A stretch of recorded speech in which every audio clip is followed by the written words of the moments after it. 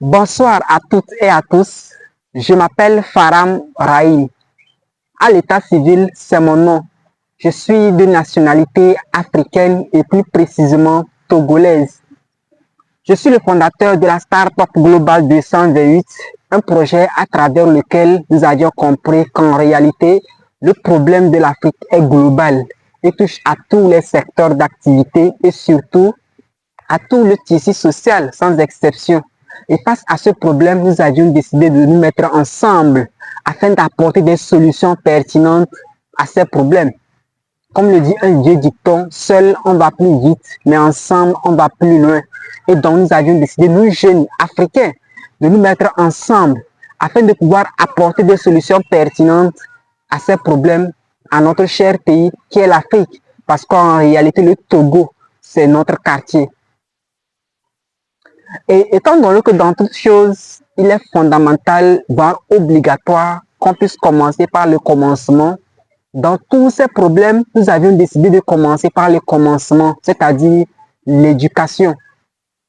Et dans une société comme la nôtre, la seule chose qu'on estime nous préparer à la société, à la vie professionnelle, c'est l'éducation, c'est-à-dire c'est notre fameux système éducatif encore tributaire de l'époque coloniale et donc ne nous apporte pas de solutions pertinentes par rapport à notre environnement. Oui, notre système éducatif actuel est encore tributaire de l'époque coloniale et donc ne nous apporte pas de solutions pertinentes par rapport à notre environnement. Et face à ce constat, nous avions décidé de commencer par l'éducation en mettant l'accent sur les trois secteurs principaux qui devraient se retrouver dans l'éducation, comme dans l'économie.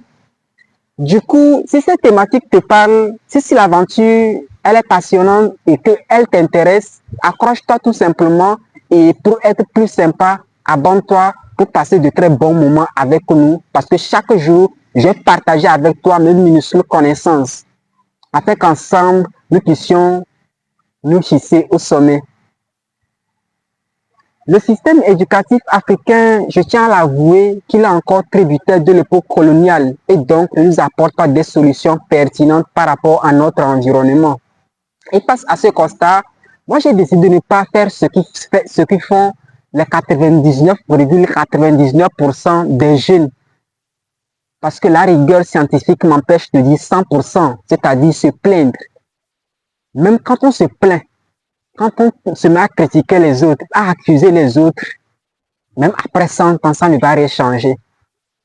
Et pourquoi ne pas poser les actions concrètes pour pouvoir contribuer à l'évolution ou encore au changement? Et donc nous avions décidé de contribuer en mettant de bonnes actions, en posant les bonnes actions afin de pouvoir transformer, j'ai envie de dire, ce catastrophe en un atout naturel dont tout Africain pourra en bénéficier. Nous sommes dans une société où on estime que l'école, c'est la seule chose qui est censée nous préparer à la société, à la vie professionnelle. Et la question que moi j'ai envie de te poser, toi présentement qui est en train de me suivre, si cette école a des vices, si cette école a des insuffisances, si cette école, j'ai envie de dire, a des manquements, il est tout à fait normal que ces insuffisances, que ces lacunes, que ces manquements puissent se retrouver dans la société.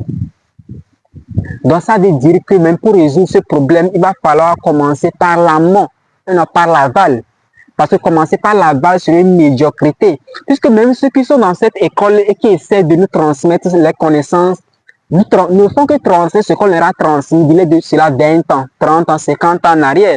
Parce que j'ai eu à fréquenter dans des salles où il y a plus de 150 personnes, où les enseignants, ou du moins certains enseignants, pour vous faire le cours, sont obligés d'utiliser les cahiers de vos aînés, qui sont dans des classes supérieures, ou même la plupart du temps, certains enseignants utilisent leurs propres cahiers, je dirais de cela 5 ans, 10 ans en arrière, pour vous enseigner. Ça veut dire qu'en fait, ils ne font que vous transmettre les médiocrités. Puisque même quand eux, ils ont appris ces cours avec les mêmes cahiers, ça n'a rien changé. Du coup, qu'est-ce qui prouve que c'est en vous enseignant avec ces mêmes cours, en vous enseignant avec les mêmes cahiers, avec la même mentalité, avec la même philosophie, avec la même idéologie, que ça va changer quelque chose dans notre vie? La réponse est non. Et une chose est fondamentale, c'est qu'il est obligatoire que chaque jeune, chaque élève, chaque étudiant, chaque enseignant puisse faire la nuance entre un système éducatif ou encore entre le système éducatif et le programme éducatif.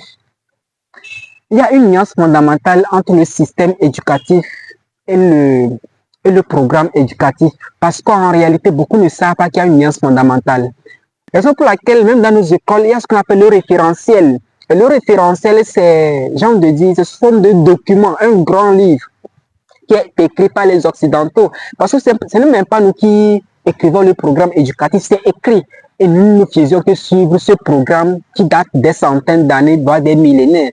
Ce qui fait en sorte que les mêmes problèmes, d'il y a de cela 10 ans, 20 ans, 30 ans, sont toujours les mêmes problèmes actuels, sont toujours d'actualité, parce que même l'éducation reste toujours la même. Raison pour laquelle, pour pouvoir changer, j'ai envie de dire, nos situations sur tous les plans financiers, intellectuels et tout ce qui va avec, il est fondamental que nous puissions changer notre éducation. Et nous avions décidé de mettre un accent fondamental sur l'éducation, mais pas comme l'éducation classique ou encore le système éducatif classique. Parce que Intellect 2.0, le projet dont je viens de vous parler, pour nous, c'est un projet à travers lequel nous avons pour vision de créer un système éducatif africain et proprement africain. Pourquoi africain? Parce qu'en réalité, le système éducatif occidental actuel date des millénaires et nous n'avions même pas la prétention de pouvoir combattre ce système actuel. Nous venons plutôt pour apporter un complément, pour combler ces insuffisances, pour combler ces lacunes. Et à la longue, pourquoi pas rendre ce système éducatif actuel obsolète? C'est de ça qu'il s'agit. Et pour pouvoir le faire de façon la plus excellente possible, nous avions également besoin de toi. Que tu sois élève, que tu sois étudiant ou encore que tu sois enseignant, directeur ou peu importe ton corps d'activité, on a également besoin de toi pour pouvoir mener un tel projet à bien. Et sur cette chaîne au quotidien, je te parlais de l'éducation en mettant un accent fondamental sur le cerveau humain, son fonctionnement, les différentes méthodes d'apprentissage, les différentes techniques de mémorisation et surtout les différentes formes d'intelligence afin qu'un enfant, un jeune, un enseignant, un étudiant puisse prendre suffisamment conscience de son potentiel afin de pouvoir orienter sa vie en orientant sa pensée, genre de prendre en main sa vie en prenant en main son potentiel intellectuel. Et donc, c'est de ça qu'il s'agit. Voilà un peu de quoi j'ai voulu te parler dans cette vidéo afin qu'ensemble, nous puissions faire le chemin.